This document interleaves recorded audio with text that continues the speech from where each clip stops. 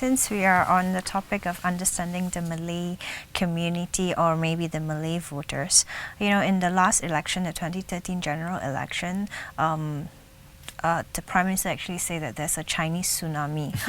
Are we to expect a Malay tsunami actually for this coming election? What do you think? This is actually a question asked by one of the audience as well. Yeah. I mean, some people hate me for being academic every time I answer because it depends what you mean by tsunami. Is a 5% swing tsunami? Is an 80% support tsunami? So okay, let me put it this way. I think if we were to compare the term in terms of swing of support, I don't think we would be seeing a huge swing as drastic as the Chinese swinging to opposition in 2013, because back in 2013, I'm talking about Malays, Yes. Back in 2013, on average, about 80% of the Chinese voters around the country voted for Pakatan Rakyat. Then we won't be seeing that. But the drop in support for UMNO is drastic enough that it will have a huge repercussion to the number of seats that UMNO can win. And I've based this with on surveys that we've done, a lot of analytics we've done. All indications are pointing to UMNO getting at most a 40% support. 40% support. Pakatan will get around 35 to 40 depending on states. PAS will get between 20 to 25 depending on states. If PAS has more, BN and Pakatan has less, and so on and so forth. The dynamic is like that. But while Pakatan getting... Didn't INVOKE has this research that recently announced that say PAS will lose everything in this coming election? Okay. Because that's pre-qualified. Okay. When in pre-qualified, despite having 25% or 20% of the votes, you still lose. Yes. Because it's the guy who gets 40 that will win, So going back to the Malay votes, right? In that sense, the Malay support is not going to be as lopsided as the Chinese support for it to be called tsunami, because the Chinese support was very lopsided. It's 80-20, Malays are more even between the three. You are looking, I think, Pakatan and BN almost neck and neck. In some states, Pakatan gets better. In other states, BN gets better. But in the context that UMNO used to enjoy 65% Malay support, a drop from 65 to 40% is a huge drop. So that is what is happening in this general election. While the swing is not as lopsided as a Chinese swing for it to be called a tsunami, but a 20% or more support, a drop in support of Malays, that about 20 to 25% of Malays will swing from UMNO to either Pakatan or PAS for that matter, is huge enough to cause UMNO to lose at least another 20-25 seats. But the 20% that is dropping does not really translate to a swing, because it could be people, as at this point of time, it could be fence-sitter, right? Oh yeah, but swing is always considered. Is a fence-sitters who swing yes, you're right. Is not supporters, So the reason why the Chinese swing was huge for it, to the point that it's called tsunami, because the Chinese fence-sitters actually, by lock, stock and barrel, actually moved to Pakatan. So we are seeing the same thing. You are right. Actually, the one who swing is actually the Malay fence-sitters, the ones who traditionally was pro-UMNO and pro-government and pro-establishment, but now feel that it's time for change. The core of UMNO and the core of PKR and Pakatan, the core of PAS actually do not move at all, hardly move. It's the swing voters who, and that's how I can explain why those people who feel that Pakatan Harapan without PAS is a failure was wrong. Because PAS actually does have a strong support. Yes. But a lot of the support were from Malay fence-sitters who were just against government of the day. So PAS being the largest opposition Malay party before, they benefited most from being an opposition. Their core is not that much different from PKR's core or Bersatu core. It's about 10% of the Malays. 10%. 10% of the Malays. So PKR has about 10% of Malay support. I mean, core Malay members, Malay support. PPBM has about 10. Amanah slightly lower. PAS has about 11, 12. So individually, we are just 10%. UMNO has about 30% core. You know, the one that decides whether it's UMNO or PAS or Pakatan is actually ordinary Malay voters who are not affiliated to any party. So they are the ones who swing. Yeah. So in the past, they overwhelmingly back BN in the last general election. In seats where PAS took on UMNO, PAS got 40%, UMNO got 60%. In seats where it's PKR versus UMNO, it's 35-65. PKR only got 35% Malay support. Yeah. Okay. So if you look at the composition of the Malay swing voters in the last general election, PKR get about 25%, but UMNO gets about 35%. So more Malay swing voters were with UMNO than with PKR. But now, you know, more and more of that is actually leaving UMNO and betting on going to vote for Pakatan or PAS for that matter. What is the strategy of Pakatan Harapan to convince these swing voters or these people on the fence? It's bread and butter, and I think that's happening very quick. It's actually GST, it's wages, it's unemployment, it's harga barang, it's a subsidy, because they don't actually care that much about politics. Okay. They hate corruption, correct? Yes. But they hate corruption. You're quick. Yeah, because they could feel the effect to them.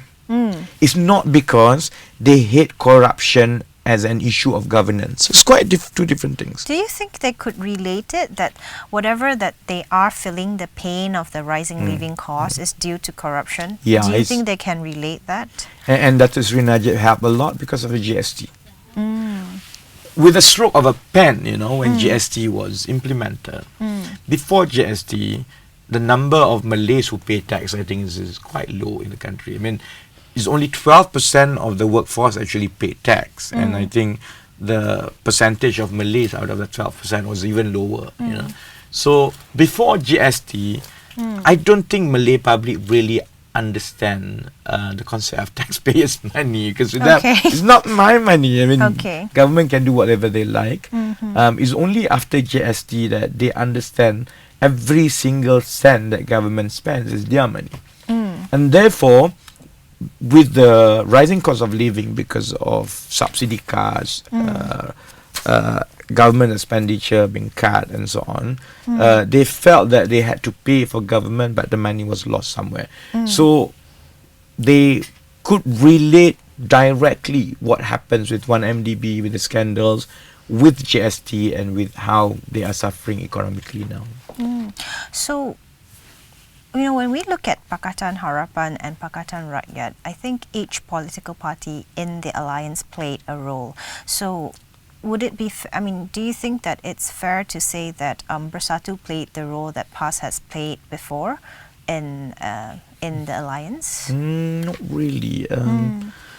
Number one, the context is quite different. To be fair to PAS, during Pakatan Rakyat's time, you know, PKR was only 10 years old when we won Selangor. And the strength of PAS on the ground, at least in terms of their presence at all the constituencies, was much stronger than PKR. We have to accept that. Things are very different now. PKR is the oldest Malay majority party in all the four parties. Bersatu is quite new, Amanah is quite new. So while we are multiracial parties, we have most presence all over the country, so much so that quite a lot of the burden in terms of machinery presence and presence on the ground has to be shouldered by PKR. So the approach was different, the role was different. I don't think there can be a direct parallel between past role and PPBM's Bersatu's roles now, because it's just two different settings, it's two different coalitions, it's two different mindset altogether. Okay, so the reason I asked this is because an audience actually asked, how do you view and our audience Jiaxian, her question is, how do you view Tun Mahathir? You know, what's your take on Tun Mahathir? And you know, recently he said that to abolish the toll, it's not workable, and you know, and he said that Pakatan Harapan's parties are actually very Socialistic. Yeah, what's your take on him as a leader, and what do he bring? What does he bring into this whole equation? Let me answer that first before I share what I feel about him or what I think about him. But no one can deny this one important fact. Tun Mahathir has attraction with the older, more pro-establishment Malays. I don't think the level of support is so overwhelmingly significant to the point that without Tun Mahathir, we won't make gains against Najib. But yet we also have to admit that Tun Mahathir has traction with the senior civil servants, with the civil servants, with people in the kampung. Although that additional support may just be 2 or 3% to Pakatan Harapan, but it's the 2-3% that we never got before. And given the situation where most of the seats we lost were marginal seats, we only lost by a few hundred votes. The 2-3% from could this mean a lot. could mean a lot, you know. So I don't think anyone can deny that he played his part and he had his contribution towards change. As to the person that he is, I think he is as opinionated than most. I mean, we argue a lot, we quarrel a lot. There were times that he agreed with me, there were times that he thinks I'm a nuisance, for example. On policy wise, yes, there's a lot of divergence with him because, yeah, I suppose he's quite right. We are, I wouldn't say that we are socialistic, but we are quite left leaning. In that sense. But there's one big difference between when he was a prime minister and now that he has to function as the chairman of Pakatan Harapan, is because Pakatan Harapan is very much a council of leaders. That a chairman cannot bulldoze, nor can the chairman overrule or veto. So, to be fair to him, there were a lot of things that he disagreed with us, but because the rest of the members of the presidential councils and the parties actually agree on it differently, then he told the line. And this is also my argument with a lot of people who say, how could you believe him? Because things are different, and the background and the settings and the power dynamics is very different. Back then, he was a supremo. You know, he controls overwhelmingly the number of support from within his party and from BN. The government will not collapse if anyone walks out. MCA can say, I don't like and I disagree with you, and I walk out. Mahathir would just laugh and say, good luck to you. You know, because he has a majority number. You know? Things are very different now because chances are, I think, even at best, Bersatu will still be lower in terms of seats compared to DAP or PKR. You know, and even DAP or PKR is not as if we will win overwhelmingly that we can emasculate others, because the seat allocations was given in such a way that not a single party can dominate. In that situation, a government of 4 parties, any single party works out, the government collapses, and the prime minister will lose his job. So he has to toe the line and understand that if there is strong resistance or strong support for a particular policy or government programs, he just have to navigate and get on with it. So it's like a tool. I think he still think it cannot be done, or he feels that is it the way we want to do it? But overwhelmingly the Presidential Council members and the 4 parties believe it is the way to go. So he towed the line. Okay, interesting. So you mentioned the part that PKR is a multiracial party, but when we look at the political landscape today, it is still a BN versus Pakatan Harapan. It is still very much in a bigger picture of things, it's still a very much race-based game. So do you think, do you foresee that it's going to be different? Yeah. And how long will it take to change this? I think within 10 years a lot of things can change. In fact, I think it's within 10 years.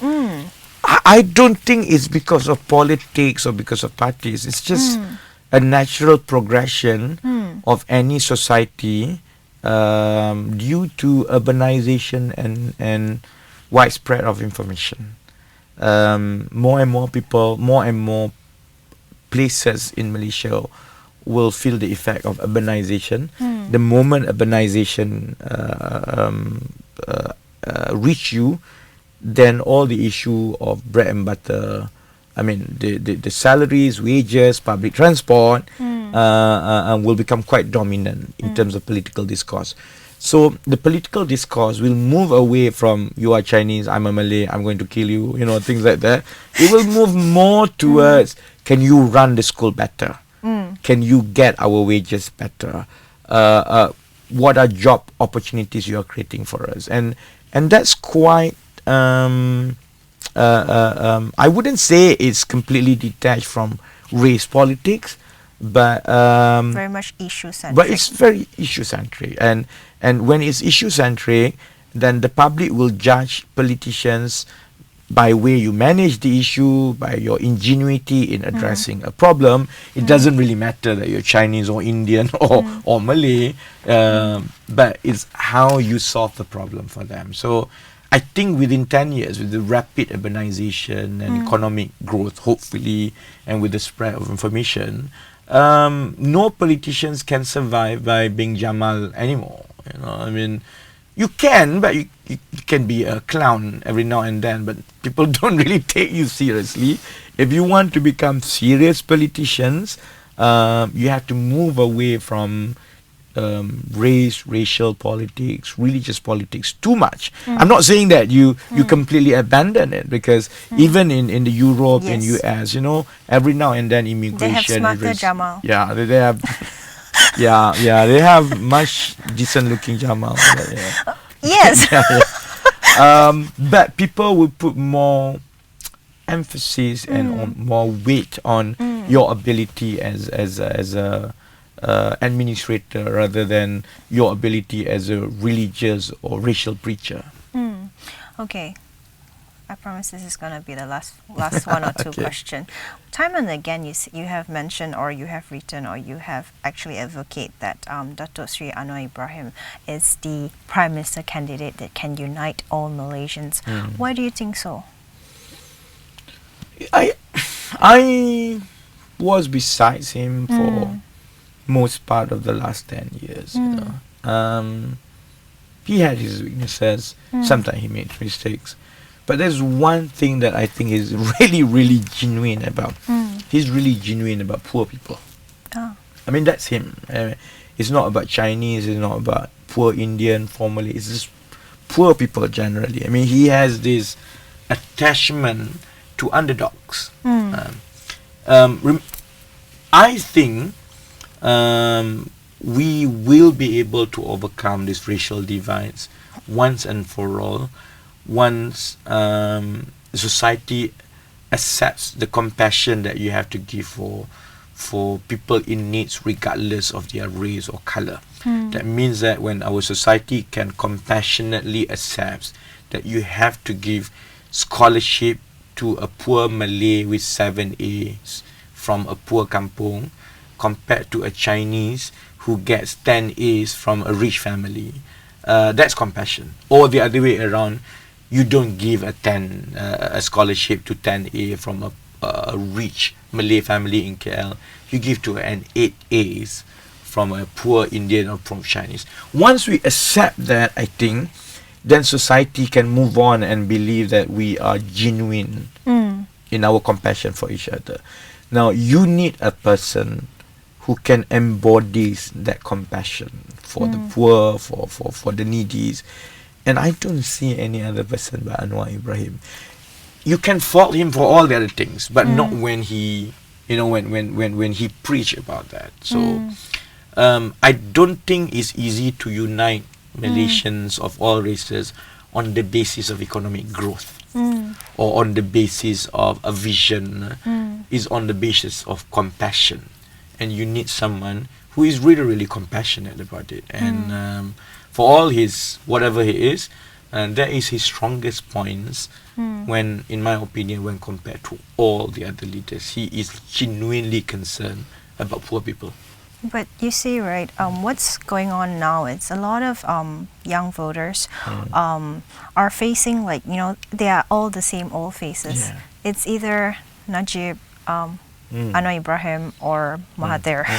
Okay, so I think there is someone that yearn for, like, some new fresh faces in the political landscape. But there are also some, when they come this coming general election, they are actually saying that we are choosing between two rotten apples. What do you have to say to these voters?